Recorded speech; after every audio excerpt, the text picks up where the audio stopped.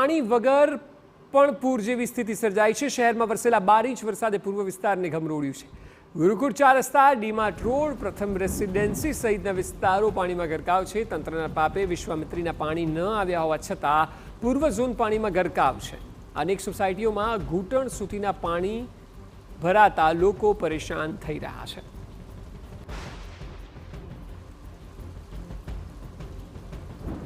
તો જે સ્થિતિ છે, તંત્રના પાપે પૂર્વ ઝોન જે વડોદરાનું છે તે પાણીમાં ગરકાવ થઈ ગયું છે અને હાલની સ્થિતિ એવી છે કે નીચાણવાળા વિસ્તારોમાં રહેલી તમામ સોસાયટીઓમાં ઘૂંટણ સમા પાણી ભરાયા છે અને એટલે ટીવી9 સવાલ પૂછે છે કે કોના પાપે વડોદરા પાણીમાં છે?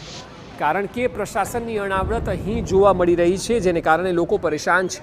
ખાસ કરીને પૂર્વ ઝોન જે છે તે પૂર્વ ઝોનમાં પૂર જેવી સ્થિતિ સર્જાઈ ચૂકી છે। વિશ્વામિત્રીના પાણી વગર પણ આ પૂરની સ્થિતિ સર્જાઈ છે અને લોકો આપ જુઓ કયા પ્રકારે પરેશાન થઈ રહ્યા છે। સવાલ અમે વીએમસીને પૂછી રહ્યા છીએ કે આ તમારા પાપે નથી તો શું છે? કારણ કે વિશ્વામિત્રીના પાણી નથી તો પછી જે પૂરની સ્થિતિ પૂર્વ ઝોનમાં સર્જાઈ છે તેની જવાબદારી વડોદરા મ્યુનિસિપલ કોર્પોરેશને લેવી જ રહી। અનેક સોસાયટીઓમાં ઘૂંટણસમાં પાણી ઘૂસી ગયા છે, લોકો પરેશાન છે।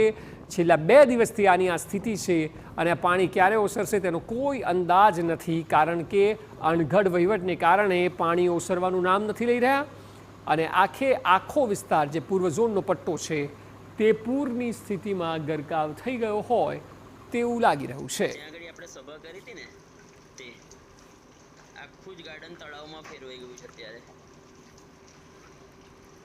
છેલ્લા ઘણા કલાકોથી વરસાદ જો કે અટક્યો છે, પરંતુ તે છતાં પાણી ઓસરવાનું નામ નથી લઈ રહ્યા।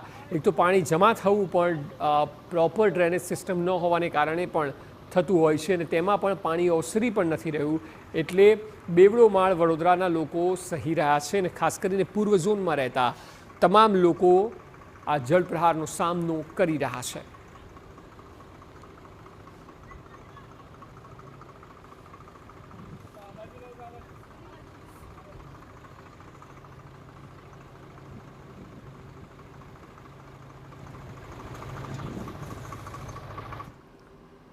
તો આજ વિષય પર વધુ માહિતી આપી રહ્યા છે વડોદરાથી ટીવી9 સંવાદદાતા યુનુસ ગાઝી। યુનુસ, જે સ્થિતિ છે તે સ્થિતિ ક્યાંક ને ક્યાંક એવી લાગી રહી છે કે તંત્રના વાંકે લોકોએ સહન કરવાનો વારો આવ્યો છે। આપ જણાવો, આ એવું લાગી રહ્યું છે જાણે કે આપ નદીની વચ્ચે ઊભા હો। આ સ્થિતિ ખરેખર અકલ્પનીય છે।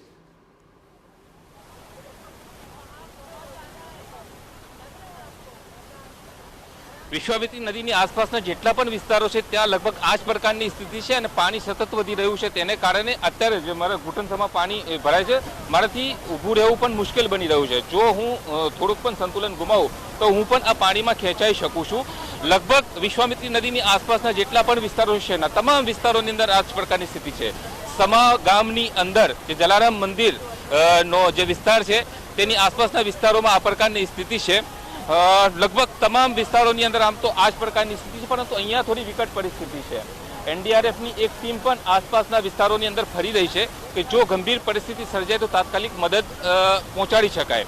શહેરનો જે તમામ વિસ્તાર છે તે તમામ વિસ્તારની અંદર તો લગભગ આ જ પ્રકારની સ્થિતિ છે, પરંતુ જલારામ મંદિરની આસપાસની સોસાયટીઓનો આ જે દ્રશ્યો છે, કેમેરામેન ઇમરાન આપને દર્શાવી રહ્યા છે।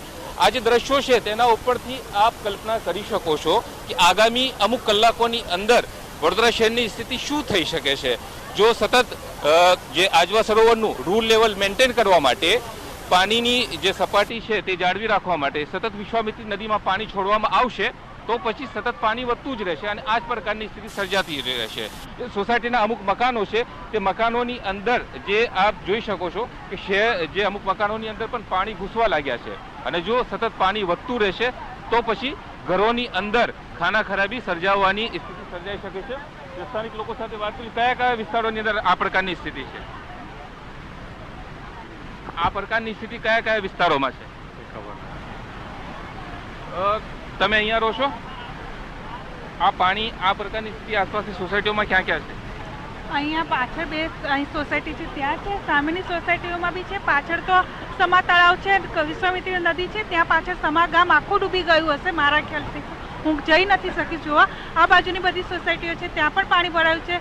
નૂતન પબ્લિક સ્કૂલ છે ત્યાં તો પાણી ભરાઈ ગયું છે, એટલે આજુબાજુના આખા વિસ્તારમાં પાણી ભરાઈ ગયું છે। દર વર્ષે આવું જ હોય છે કે આ વર્ષે જ આ સ્થિતિ થઈ છે અહીંયા? ના, હોય છે, દર વર્ષે આવું જ હોય છે, પણ આ વર્ષે કદાચ વધારે પડતું છે। એમ શું કારણ આ પ્રકારની સ્થિતિ દર વર્ષે સર્જાય છે તેના માટે?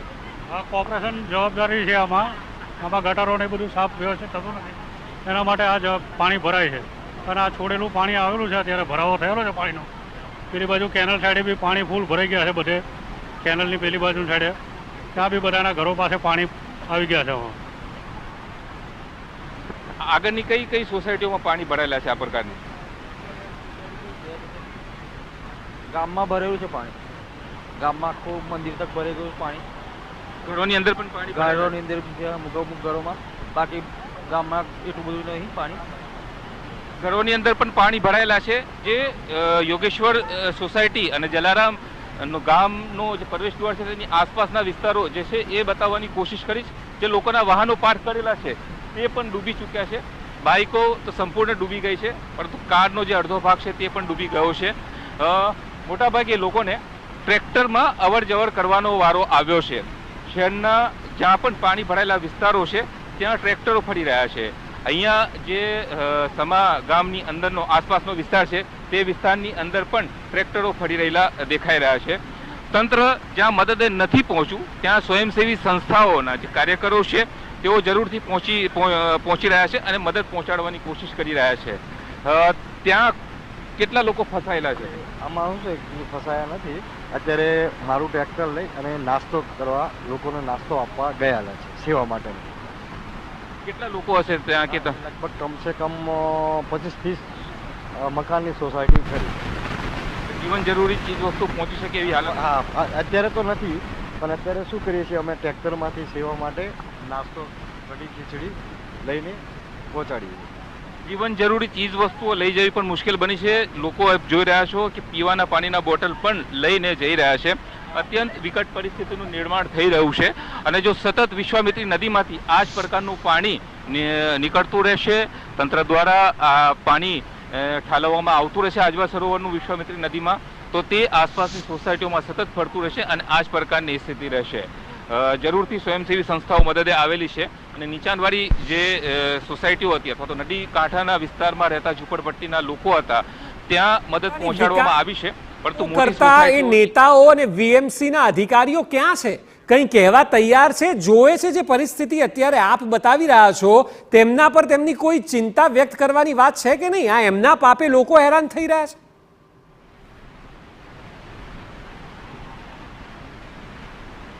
વડોદરા મ્યુનિસિપલ કોર્પોરેશનના અધિકારીઓ અને પદાધિકારીઓ જરૂરથી ચોક્કસ અમુક વિસ્તારોમાં જઈ રહ્યા છે અને ઓનલાઈન સીસીટીવી કેમેરાની મદદથી અને જે ફિલ્ડમાં કામ કરી રહેલા જે અધિકારીઓ કે કર્મચારીઓ છે તેઓની મદદથી રિપોર્ટિંગ કરી રહ્યા છે અને મદદ પહોંચાડી રહ્યા છે. પરંતુ માત્ર નિવેદનો કરવામાં આવ્યા છે. એસી ચેમ્બરોમાં ઉચ્ચ અધિકારીઓ તો બેઠેલા હોય છે, પદાધિકારીઓ પણ ત્યાં બેઠેલા હોય છે. આપ જોઈ રહ્યા છો કે વડોદરા ફાયર બ્રિગેડનું જે ટીમ છે તે અહીં એક પહોંચી રહી છે. અગાઉ એક એનડીઆરએફની ટીમ અહીંયા પહોંચી હતી અને તેઓને જ્યાં જરૂર જણાય ત્યાં જરૂરથી તેઓ મદદ માટે પહોંચી રહ્યા છે. વડોદરા મ્યુનિસિપલ કોર્પોરેશનની આ જે ટીમ છે તે બોટ સાથે અહીં પહોંચી છે કે જો કોઈ ઇમરજન્સી સર્જાય અથવા તો કોઈ એવી પરિસ્થિતિ સર્જાય તો તેઓ તાત્કાલિક લોકોને મદદ પહોંચાડી શકે. જરૂરથી ગઈકાલથી રાજ્ય સરકાર દ્વારા જે સૂચનાઓ આપવામાં આવી અને જિલ્લા વહીવટી તંત્રના અધિકારીઓ દ્વારા જે સૂચનાઓ આપવામાં આવી છે, મ્યુનિસિપલ કમિશનરે પણ ગઈકાલે પ્રજાજોગ અપીલ કરી હતી કે તેઓ નીચાણવાળા વિસ્તારોમાંથી સલામત સ્તરે ખસી જાય. તંત્ર દ્વારા એટલે કે કોર્પોરેશન દ્વારા શાળાઓમાં પણ આવા લોકોને રહેવા માટેની વ્યવસ્થા જરૂરથી કરી છે, પરંતુ હજુ પણ તંત્ર ઊણું ઉતર્યું છે અને ઘણી બધી જગ્યાઓ પર જે આગોતરું આયોજન કરવાની જરૂર હતી અથવા તો આગોતરી મદદ પહોંચાડવાની જે જરૂર હતી ત્યાં તંત્ર જરૂરથી ઊણું ઉતર્યું છે. આ જ રીતે જે કોર્પોરેશનની ટીમ કહો અથવા તો અન્ય જે ટીમો છે જે જરૂરથી મદદ માટે પહોંચી રહી છે, પરંતુ ઉચ્ચ અધિકારીઓએ જે આગોતરું આયોજન કરવું જોઈએ તે નહીં કર્યું હોવાને કારણે આ પ્રકારની સ્થિતિ છે. જી બિલકુલ યુનુસ, આભાર સમગ્ર માહિતી બદલ. તો આપ જુઓ કયા પ્રકારની સ્થિતિ સમા વિસ્તારની અને પૂર્વ ઝોનના લોકોની સર્જાઈ છે. સતત જળસ્તર વધી રહ્યું છે જે એક ચિંતાનું કારણ છે.